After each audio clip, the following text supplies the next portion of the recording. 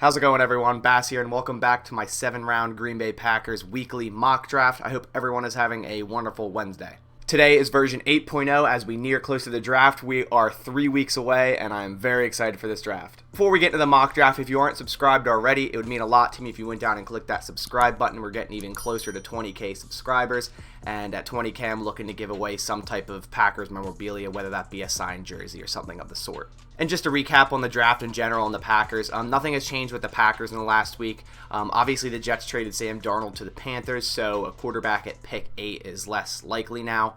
Jets are definitely taking quarterback at pick 2. But in terms of the Packers, cornerback still in need.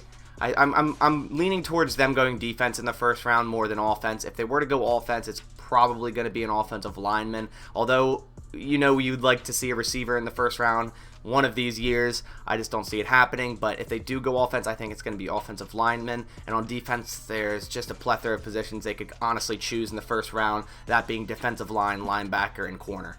Alright, so let's bring up the draft screen and get this draft started and get these first 5 picks right out of the way, get the quarterbacks off the board to start, and everything looks decently normal. Okay, so the first 5, Trevor Lawrence, obviously Zach Wilson second, obviously. That's probably going to happen to pretty much every mock draft from here on out. At number 3, there's a little bit of leeway there. What quarterback are the 49ers going to take? Could be Mac Jones, could be Justin Fields, could be Trey Lance. One of those 3 are generally going to go at pick 3. I have a feeling it's going to be Mac Jones, although I think that's the worst of the 3. But hey, I'm not a scout, so I guess we'll see how that turns out. But Trey Lance here in this mock. Kyle Pitts at 4 to the Falcons seems to be a recurring theme. And then the Bengals, I mean, they could go Jamar Chase, they could go Sewell. It really depends which way they want to go. Do they want to link up Joey B's old favorite target from LSU, or do they want to really protect him, which I think is more important? I think Sewell there is a little bit better of a pick than Jamar Chase, but they went Chase in this mock. All right, and getting the next 5 picks out of the way, everything looking pretty normal. Dolphins getting Waddle, I could definitely see that. Lions getting Sewell, I could see that, but I also think they also really need a wide receiver. But if Sewell falls to 7, they definitely pull the trigger there. Rashawn Slater then goes to the Panthers rather than a quarterback. I like that pick. I think it could either be that or Patrick Surtain there. And then Mac Jones to the Broncos at 9. They could either do that or Justin Fields, so they went Mac Jones in this one. And then Patrick Surtain to the Cowboys, which is pretty much the same every time. Alright, so we continue here because I'm not going to trade into the top 15, I don't think, unless someone really, really falls. And Fields goes to the Patriots. That is definitely a good pick for them if he falls to 15. Devonta Smith to the Giants. They do need a wide receiver. Eagles grab J.C. Horn, could definitely use a corner. And then obviously the Chargers and Vikings go linemen. They pretty much do every single mock draft in the form of Darrisaw and Vera Tucker here. And like I said, Justin Fields to the Patriots I think would be a really good pick for them. So in terms of players that are left, we still have Micah Parsons on the board at 16. If he were to hit like 20 or something, I might consider trading up.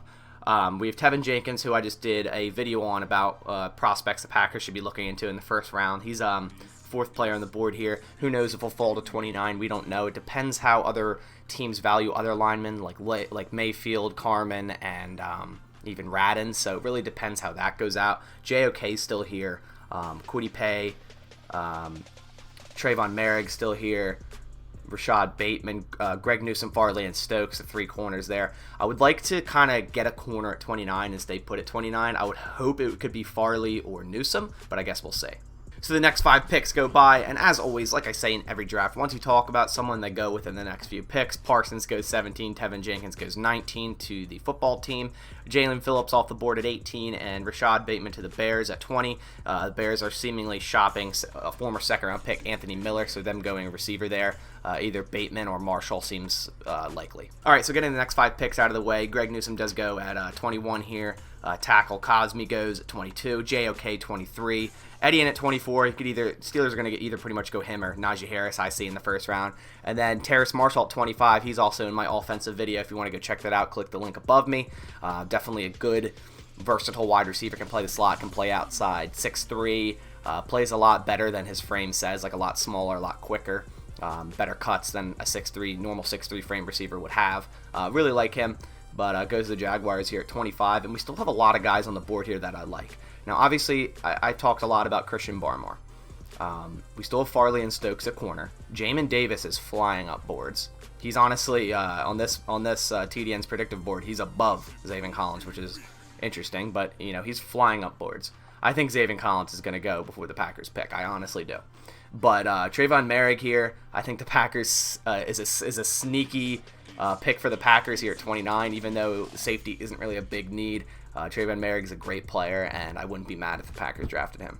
But for right now, I think I'm going to let it ride the 3 more picks because, as I said, there's even Kwity Paye here still. But there's more than 3 players I like in this position, so I don't really feel the need to trade up for one of them right now. So I'm just going to go ahead and let it resume. Barmore goes, Ojulari goes, and Kwity Paye goes. So at this point, I think it's pretty certain that I have to draft Caleb Farley.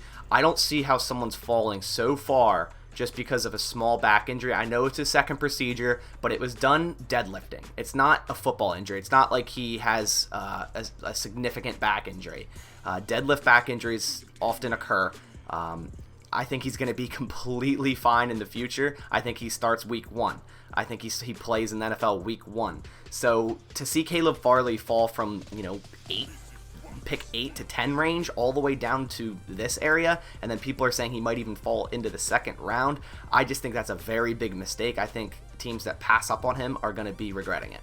And there's also Trayvon Morrig here. Like I said, I do really like. Now, obviously, the Packers have a lot more of a need outside corner than they do safety, but in the Joe Barry defense, Darnell Savage could play the robber role, Morrig could play the robber role, so it really, if they were to draft Morrig, he would still fit in this defense, but I think as of day 1, Farley adds a lot more value in terms of what we need right away. Now, I know obviously Kevin King is back and he's going to start, but getting a guy like Farley who, without this small back injury scare, was arguably the best corner in this draft right next to Patrick Surtain, getting him at 29 would be outstanding. So in that case, I'm drafting Caleb Farley at pick 29 in the first round out of Virginia Tech. Going through the next few picks, we have Owa at 30, Eichenberg 31, and Levi O at 32, Dylan Radins, Javonte Williams, and Jamin Davis. It went at 35. Jamin Davis goes above Nick Bolton and Zaven Collins. I still see, Zaven being the 3rd linebacker drafted, but Jamin Davis, again, like I said, flying up boards. I wouldn't be surprised if he was the 3rd linebacker taken. So Trayvon Morrig, definitely interesting that he's still on the board here at 36. If he falls a little bit more, might even think about trading up. Could definitely trade up for someone like Kadarius Toney. Elijah Moore's a nice slot receiver. Landon Dickerson could instantly slot in at center, as could Creed Humphrey. So those are 2 interesting guys there. Rondell Moore, very interesting, but a little scary with his injury history. Leatherwood, a good tackle. Amari Rodgers, who we've talked about before. Mayfield, a good tackle.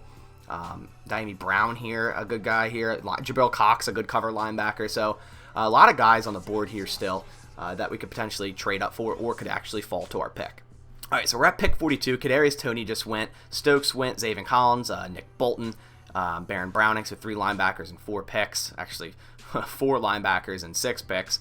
But Trayvon Morrig's still here at 42. Now, he's a TDN rank of 24, and I do see him going in the first round. But, you never know with this type of thing. Players can fall. DK Metcalf fell, so you never know. But I think he would add tremendous value to this defensive back room. And if you got Caleb Farley and Trayvon Morrig in this for draft as your first 2 picks, I would be ecstatic. All right, so going into the Giants trade, if I give them my second round, so moving up 20 picks, and I also give them our first 5th and our second 6th. I could actually try to move that to our second 5th and see if they'll take this instead. It says likely, so we're going to go ahead and send this offer and see what happens.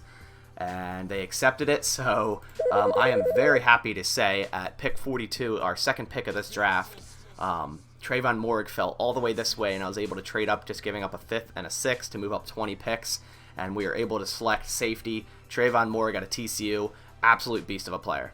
So as we let the draft continue on, because I don't see myself trading up unless someone crazy falls again like Trayvon Morrig, but loading up on defense in this draft wouldn't be a bad idea. The Packers had, the best offense in the NFL last year for most of the year, so I really don't see an issue with them going defense the first 2 picks, maybe even first 3 picks. Now, obviously, there is need at offensive line, so I'm definitely going to be looking at that in the next pick here. Also defensive line, so and receiver. So, but I wouldn't be mad if the Packers went heavy the first 2 picks on defense, and especially if it was Caleb Farley and Trayvon Morrig. I would just be so happy with that. I can't even say enough. All right, so now it's our pick at pick 92 here. Kenneth Gainwell still on the board. I did draft him a few mocks ago, but that was because we loaded up on middle rounds and it was kind of a luxury pick. I don't know if I would take him with our true third-round pick, especially considering we have bigger needs at line, receiver, defensive line, even linebacker.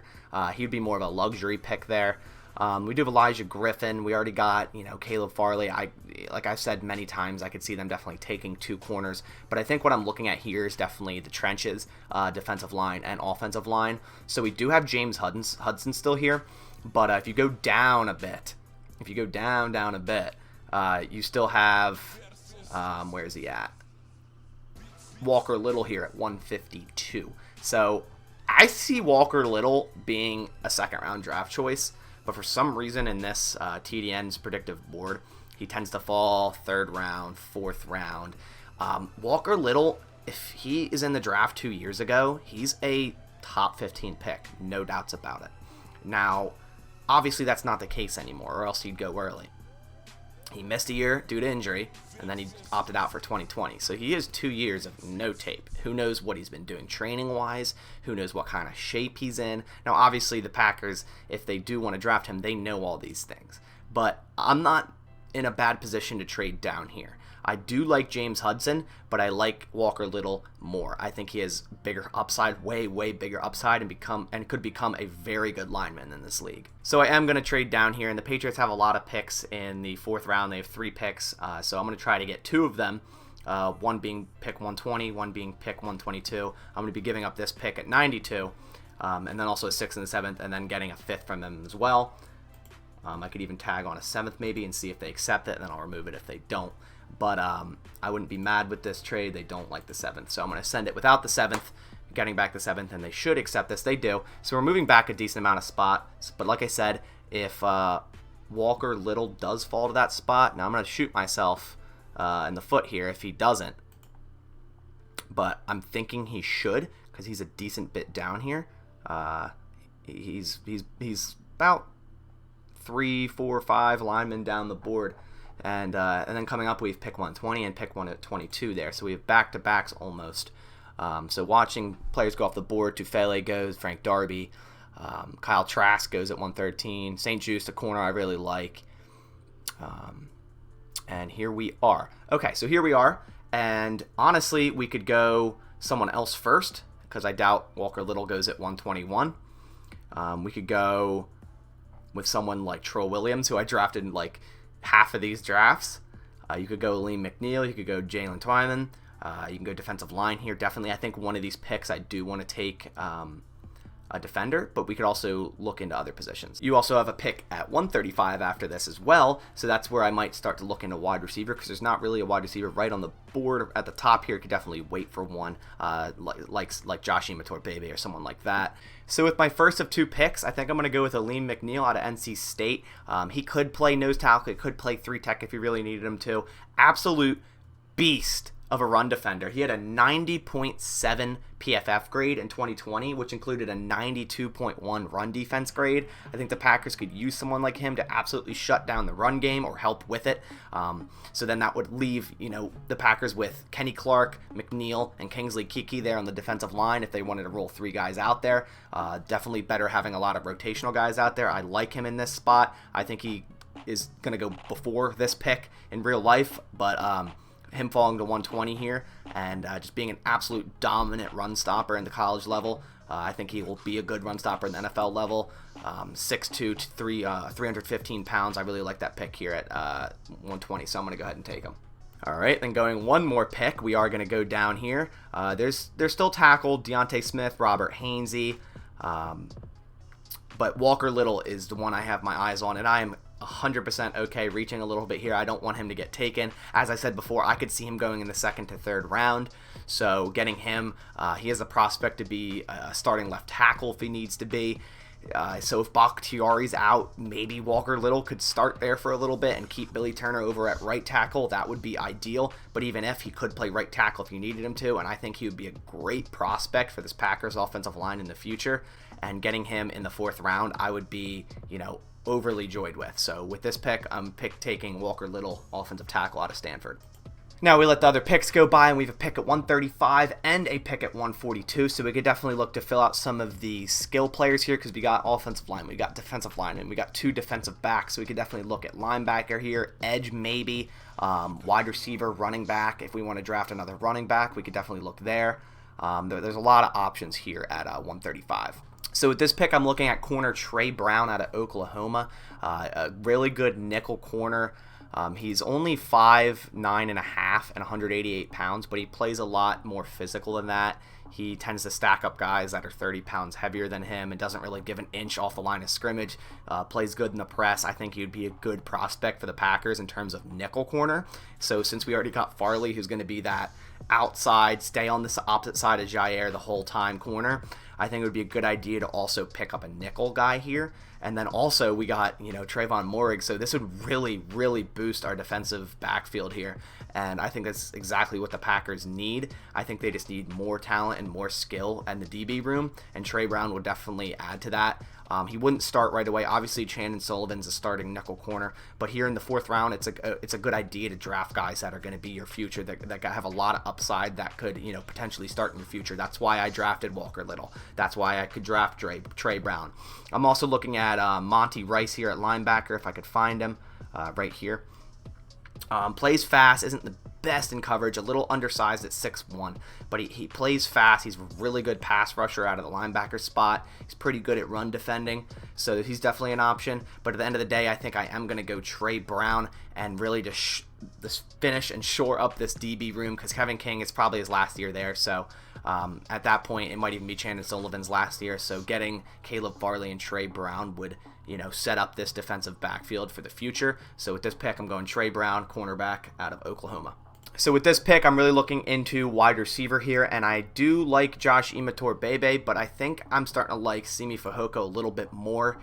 He's an unrivaled size to speed ratio, just an absolute beast, 6'4", 227. Opposing corners really struggle to get him off his path. He's going 100 miles an hour every play, 150%. Dude just barreling through people. Now, he's kind of a prospect in terms of that he doesn't really have that many career starts, but what he has on tape is definitely impressive. So getting him here in the 4th round and kind of letting him sit for a little bit, get some special teams reps, get some offensive reps if need be, and kind of letting him grow and learn NFL speed, learn the Packers offense, get on par with Aaron Rodgers, I think would be very beneficial. So I think drafting someone like him here at 142 wouldn't be a bad idea. So in that case, I'm going to go Simi Fehoko, wide receiver out of Stanford here. With this pick, I'm going to keep it pretty simple. Just add another edge player in Ellerson Smith. He's 6'6", could be a sub-package edge rusher. Has potential, struggles a little bit against the run, but could definitely get after the quarterback. And having a guy that's 6'6", 6'6 and a half, 262 pounds that can come in and rush the passer is definitely a plus to have. You can always add more to the edge rushing room. So with this pick, I'm going Ellerson Smith, edge out of Northern Iowa. So with what I believe is our final pick, we traded away I think a 6th and a 7th round, but we loaded up on 4th and 5th rounds here. Javian Hawkins is sitting here and staring at me. 5'9", 196, really small running back, but has absurd cut ability, ability out of the backfield catching the pass.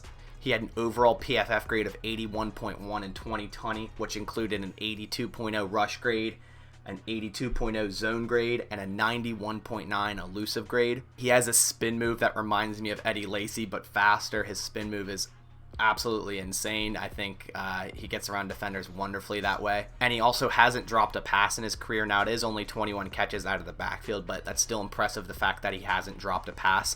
The Packers, I've said this countless times, they lost Tyler Ervin. They still need their jet sweep, jet motion guy. Javian Hawkins would be exactly that. He could fill that role instantly. And I also think Matt LaFleur could definitely fit him into this offense with certain snaps and certain packages. So the Packers do kind of need a third running back with, Aaron Jones and A.J. Dillon are going to take the majority of the load. But, a guy like Javian Hawkins, we won't really need him to run the ball. And that's kind of the point of drafting him here, is to use him for gadget plays. And that's exactly what kind of player he is a gadget player. So grabbing him here at pick 177 with our last pick in this draft, I'm completely okay with. So with this pick, I'm going Javian Hawkins, running back out of Louisville. Alright, so now that the draft is finished, let's go and look at our picks and go over them really quickly. I am very happy with the talent we got on defense in this draft. We drafted 4 defensive players in our first 5 picks, which I'm completely okay with, considering our 4th pick, which was our first offensive player, was Walker Little, who has extreme upside. But let's start with Caleb Barley. As I said when I was drafting him, I just don't see how he's going to fall, and I think teams are going to really regret passing up on him. Was a month ago considered the best corner in the draft next to Patrick Surtain.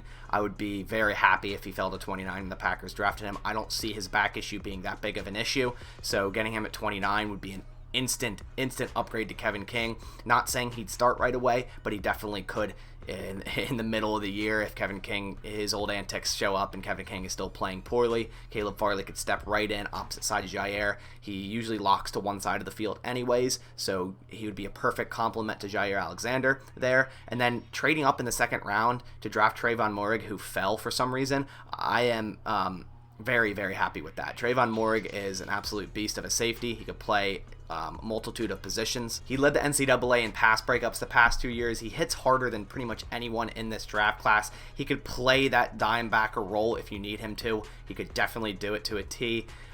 He's just an all-around great player. And although safety isn't a huge need of the Packers, they don't really have any depth there.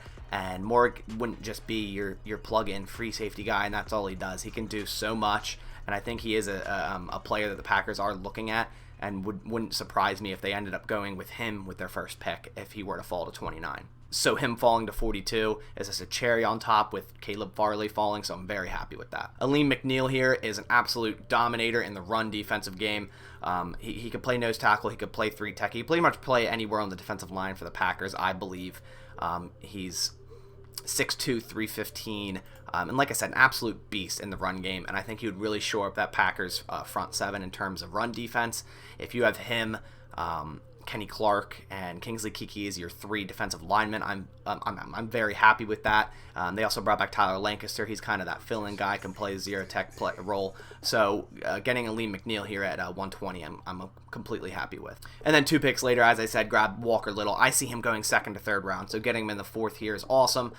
Definitely was going to be a first-round draft choice 2 years ago. Obviously had the injury and then sat out, like I said, opted out of 2020. So who knows where he's kind of at, but I think scouts and teams know a lot more than, the average person here. I think he does go before round 4, but if the Packers were to grab him in round 4, that would be awesome. I think he could be the future of the Packers, either left tackle or right tackle spot. David Bakhtiari is hurt, so he could fill in before he gets ready into full speed, so that would be perfect. And at 135, we go Trey Brown, a true nickel corner. Plays a lot tougher than his 5'9" frame says, so 5'9.5" frame says. Really good in the press, can play that nickel role. He had a ton of starts at Oklahoma, just an absolute beast in the nickel there. So getting a nickel corner on top of Caleb Barley, I think, is a great idea. Getting Simi Fehoko at 142, hasn't had a lot of starts in college at Stanford, but is a good prospect wide receiver. Packers like to draft those kind of guys, especially at 6'4". They love to draft their tall receivers, and especially with the speed he has for his height, kind of like an MVS, kind of like that situation. So the Packers don't have a receiver under contract next year, so drafting him here at 142, I could see them even going 2 wide receivers, but at least getting one in this draft is perfect. And then at 173, you grab Ellerson Smith, just a rotational edge guy, edge rusher, 6'6", not the best in run defense, but can definitely get after the quarterback, so getting him there at 173 out of Northern Iowa. And then finally, with our last pick at 177, drafting Javian Hawkins, a true gadget player, could fit into this Matt LaFleur scheme with the jet sweeps, orbit motions, whatever motion you have him doing. He's a really small running back at 5'9.5". 5'9" flat, actually, 196 pounds. Hasn't dropped a pass in his career out of the backfield. He just hasn't dropped the ball. He can catch the ball out of the backfield well. He's good in space. His spin move is deadly. I'd really like to see him in the Matt LaFleur system. The Packers do need a 3rd running back, and it would be perfect for him because he won't need to run a lot, which I don't see him like running a ton in the NFL anyways. So getting him here at 177 for that gadget Tyler Ervin type role would be awesome. So that's going to about do it for this draft. As I said, we are 3 weeks away from the draft, and I'm getting more and more and more excited. I'm very interested to see what the Packers do, but I'm also interested to see what you think of this mock draft. Would you be happy? What would you grade it? Do you like the players I drafted? Did I miss out on someone that when I drafted one guy, you're like, oh, dude, you should have grabbed him? Let me know down in the comments below. I'm very interested to hear it. And on that note, I hope everyone has a wonderful rest of your Wednesday evening. And as always, go Pack Go.